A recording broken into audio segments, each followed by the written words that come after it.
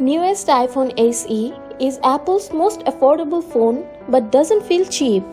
On Wednesday, Apple announced a new version of the iPhone SE, rumored for months with different names including iPhone 9 and SE 2.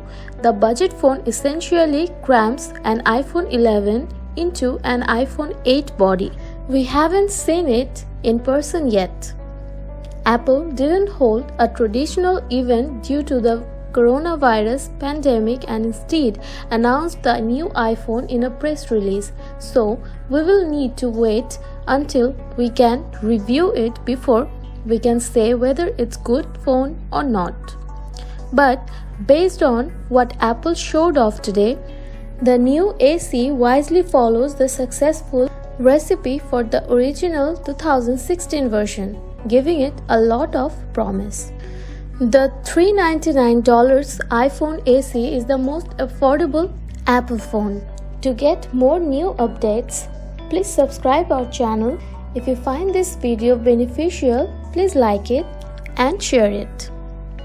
At a time when the value iPhone 11 costs $699 and the flagship 11 Pro and 11 Pro Max costs $999 and $1,099 respectively, an option more people can afford is welcomed. Like the original when it was introduced, the new iPhone SE is the cheapest iPhone you can buy. In fact, it starts at the exact same $399 price as the original SE. It's a perfect time for an affordable phone. With shelter in peace being a daily reality that won't let up anytime soon, millions of us rely more than ever on a phone to stay in contact with friends, a loved one, or work. At the same time, millions of people are in financial distress. If you are in the misfortune situation where you need a new phone or can't fix a damaged phone, today's announcement offers some relief.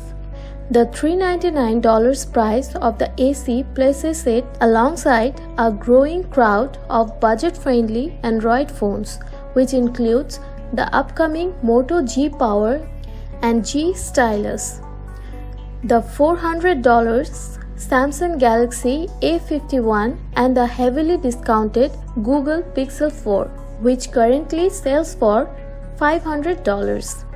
There is also last year's Google Pixel 3a, which normally costs $399 and now sells for around $300.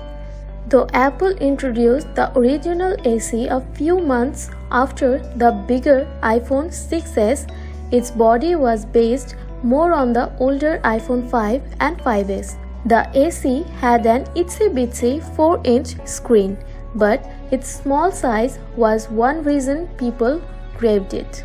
I, like many other people, was hoping that Apple might bring back the petite design. Instead, Apple took the body from the iPhone 6, 6s, 7 and 8, along with the 4.7-inch screen on those phones and revamped it.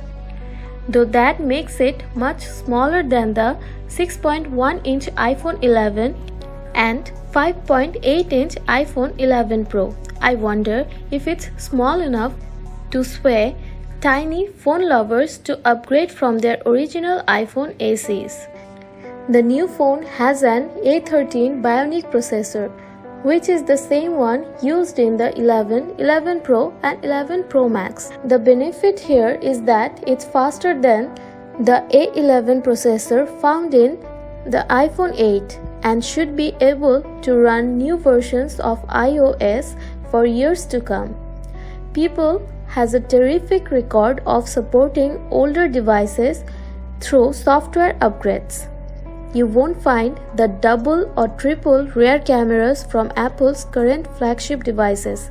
Instead, it has a single rear 12-megapixel camera, which is less wide than the main camera on the 11 and 11 Pro. The new camera can take portrait mode photos both on the main and the selfie cameras. There is also Apple's excellent Smart HDR, which helps optimize every detail in your picture. You can shoot 4K video up to 60 frames per second or with extended dynamic range up to 30 FPS. There's even cinematic video stabilizing for both the front and back cameras. Apple hasn't confirmed whether the new camera supports night mode, and obviously there's not the popular ultra-wide angle camera either.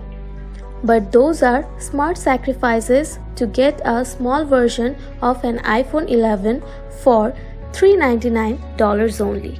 That's all for now. Please like, comment and share our video, and if you're new to our channel, please do subscribe it and press the bell icon to get notifications for our new videos. Thank you.